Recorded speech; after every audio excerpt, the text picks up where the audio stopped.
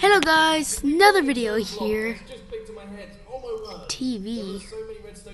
What? Right, let's pop back over to the base because we've got a ton of things to do. So first things first, we need to fix up this. Okay, anyway. I know what that meant. Okay, so let's go continue. The world!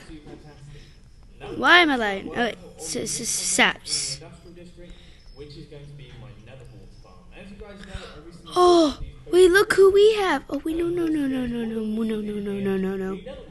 we've got another war farm right away off in the distance, but I thought it'd be a fun thing to work on in this base area right here. So as you can see, we've got this little space why am I going lower? Create a slim but very deep nether wall farm with plenty of layers that will be automatically harvested using water.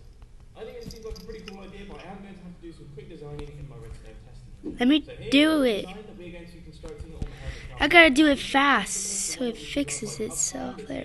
The orange district, I do believe, fences are just sticks. Oh no, they're not. Never mind. Oh my god, I thought it was just sticks. It's not. Okay. Now I haven't actually tested this yet, but hopefully it should all work. So you can see the water goes down, and then it goes across there, and then it sort of snakes through the entire system until it reaches the end, and this is where all of the nether wall will drop down. And I don't know if I'm going to have hoppers yet, or if I'm just going to have like a manual collection area, but in theory, this should end up working really quite nicely. Okay, so we got enough sticks, we just need the wood, and we got the wood. Come on, fix the lag, guys. Okay, hold up, okay. Because I was lagging so much. I'm thinking we need to go down maybe 30, potentially even 40 blocks here. You know, I don't really know. I don't know how big I want this nether wall farm to be. I just sort of want it to be monstrous. And because I'm a total moron, of course, I've constructed my beacon just out of range of this area here. I don't get haste 2 in this location. I mean, I just worry about myself sometimes. Honestly, I've sort of lost count of how many levels I've gone down. I've just been mining whilst watching YouTube videos. I think I've still got a long way to go. And here we go. This is the space that I've cleared out. This should be plenty of room to make way for all of the soul sand. I think this should be enough to make around about 10 layers of the nether wall farm. So 10 layers. Stop going all over the place. Making their way all the way up like this. Come on, fix yourself, game. I don't even know why it's going crazy. It's not because of the recording. Maybe, I don't know. I actually need quite a large quantity of we need 3 more.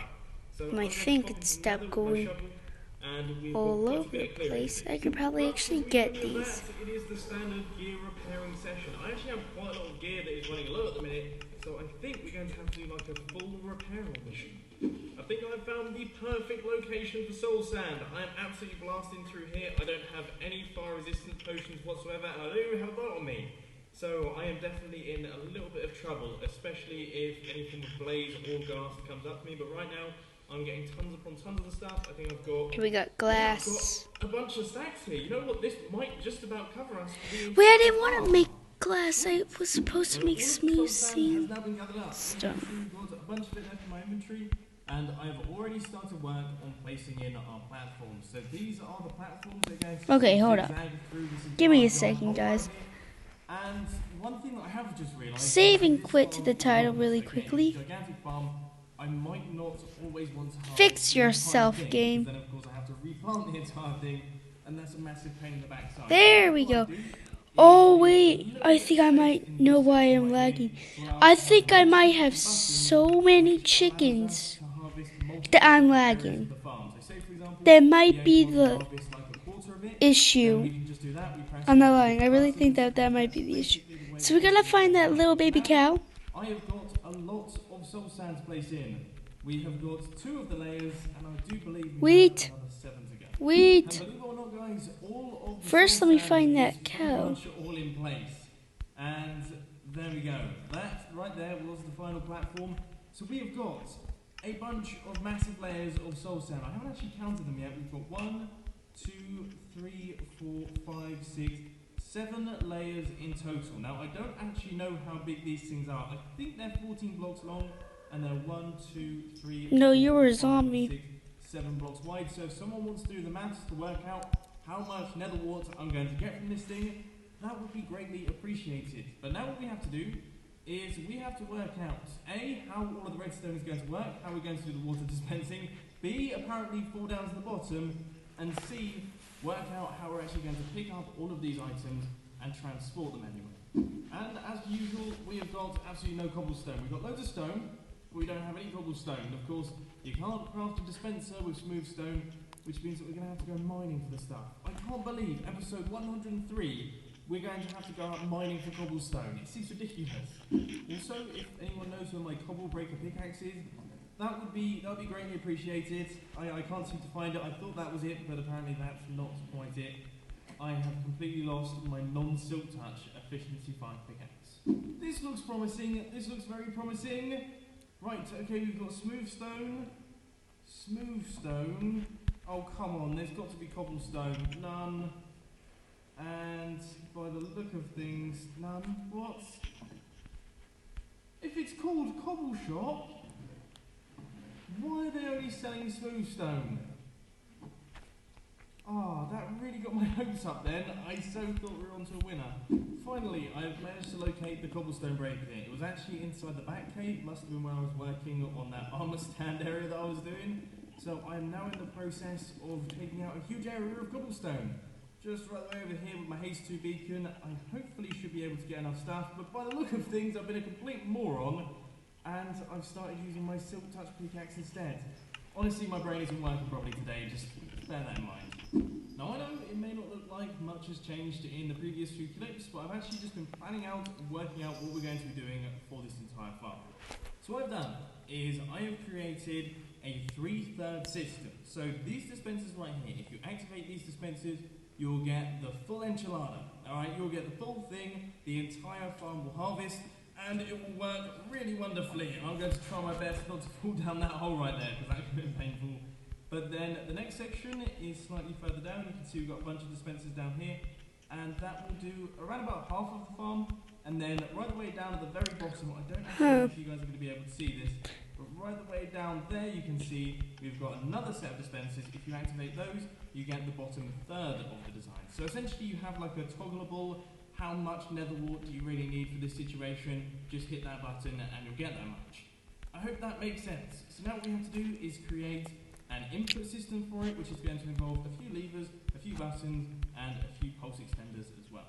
Now this is the system that I've created. I have no idea if I've gone over the top of the redstone here, but as you can see we've got quite a large number of redstone components going on. We've got a pulse extender up at the top here, which runs into a dual edge monostable circuit, which goes down into this redstone right here, which makes its way up into this little selection area.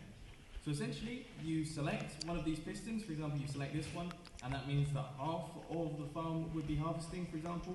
And then when you hit this button, we'll get a quick pulse through that repeater right there, which of course will dispense out the water. And then once this pulse finishes, we'll get another quick pulse through that repeater, meaning that the water will be retracted from those dispensers. That is the idea. That's how it's meant to work. Hopefully that will function with our farm design. So the redstone that I designed in the previous clip is now all fully constructed on the Hermitcraft server. So up at the top here we've got our pulse extender. That then goes into our dual edge monostable circuit. And down at the bottom here we've got our different redstone lines which run up into our selector panel and make their way into these levers right here. So say for example we click this lever, that piston will extend, and that means we're going to be getting an output through this repeater right here. Now I think the way that I'm going to do this is I'm going to hook up this piston right here, so this furthest over lever into these sets of dispensers, just because that seems to make sense. And I'm probably going to have to take the redstone through here, past all of this, then back through into that room. To be honest with you, I hadn't actually thought this far ahead. Maybe we're going to have to do some slightly ugly redstone here and have it travelling across like that. Or it could run through this block. Right, this actually could be a bit of a challenge. Number 1 has been completed, number 2 has just been finished, so I'm going to flick that lever right there and give this thing a bash. And yes, that is the noise that we want to hear. That is the noise of empty dispensers firing, which means that when we fill them up with water, they will fire, and that will work perfectly. So now we only have one set of dispensers left to go before this entire thing is fully functional, amazingly enough. So believe it or not guys, our netherwart farm is now fully functional. I honestly can't believe how fast that has been, but there are a few little things that have to be done, and they're sort of like the little tasks that I've left to the end. The actual farm itself, all of the redstone mechanics are completed, but we have to do the decorating. So for example, this area right here all needs to be filled in with sandstone going right the way down to the bottom. We also need to make sure that we cover up all of that redstone there, because otherwise that redstone on top of those dispensers will be taken out and that won't be particularly good. Then we need to fill in all of the dispensers with water, and finally actually get all of the nether water in place so that we can harvest this thing. So that's the plan of action at this point in time. I think the first thing I'm going to do is all the pretty bits. Look guys, I've finally managed to get some friends on the Hermitcraft server. Somehow a giant slime has managed to spawn in my netherwart farm, and this is what's left over. I think I might try my best to keep them around for the rest of the episode. Let's see how well that goes. Oh my word, I just got absolutely obliterated. And the farm is completely destroyed as well. I don't think I have been killed by a creeper quite like that in a very long time indeed. My word. Look at the size of the hole that thing has created. Right, let's make sure that I've got the essentials here. So we've got the pickaxes. I have both my pickaxes on me. I can see my helmet up at the top there. And my elytra. Right, fantastic. That was the main thing that I was concerned about here. So we've got all the armour. I don't think I had too much more than that on me. We've got my sword over there. But my word, that thing was brutal. Look at that. Oh, I've got to rebuild the entire farm now. Pretty much starting from the beginning. The netherwart farm is now looking lovely. We've got ourselves a really nice. You know what? Screw it. We're getting a freaking diamond hole. You guys recognise all of these. I'm tired. Of course, we are in the industrial district, and as you can see, we've also got this ladder going down to the bottom with all of the layers on it. So all we have to do is drop down there, and then we can replant all of our netherwarts. Then we go down onto the next layer and make our way across just a little bit like that. And basically do that a bunch of times until the entire farm is fully replenished, which I have no idea how long that's going to take. Okay, I have absolutely no clue. I guess we'll find out once we harvest this thing for the first time. So now we just have to get the water for all of the dispensers, and now all of the netherwarts as well. But before that, we just need to chuck in a roof on top of this thing, and you guys know the drill. We have got some glass. Unfortunately, I don't seem to have too much of the stuff, so I've just put a few stacks of sand into the super smelter, and hopefully that should just about cover. I personally think that filling dispensers with water buckets is actually one of the most boring tasks you can do in Minecraft.